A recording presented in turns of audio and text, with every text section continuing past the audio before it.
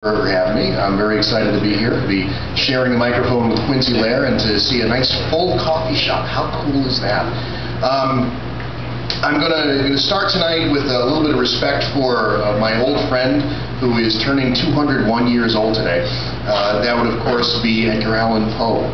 And I figured it would only be appropriate to start with a little bit of Poe's poetry. So the opening of Poe's poem, The Bells. Hear the sledges with the bells, silver bells.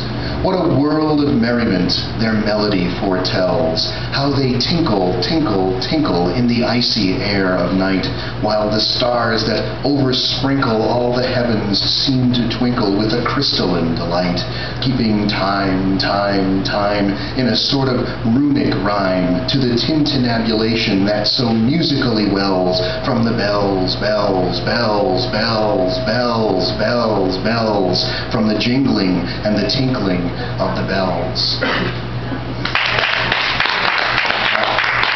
I have always loved that poem, and for those of you who would like to read the next 51 occurrences of the word bells, it's right here for you. As Rick mentioned, I am a technologist by trade, and as such, I frequently get asked how exactly a technologist winds up in this poetry shtick. So I figured I'd start with a poem that sort of explains that.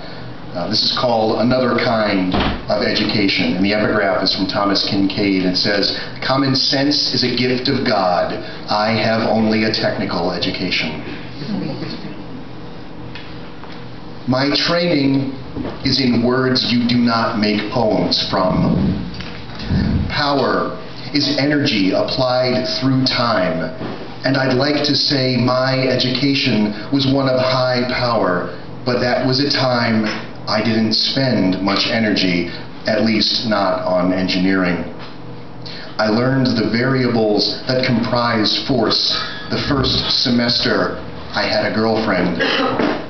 Around that time I found that speed is the derivative of distance, meaning how fast you go can be known if you know where you are. And that sound, requiring a receiver to be anything more than a wave sent skyward, requires the falling tree be witnessed, or else, no, it doesn't make a noise. I learned exothermia, the reactions that give up their heat.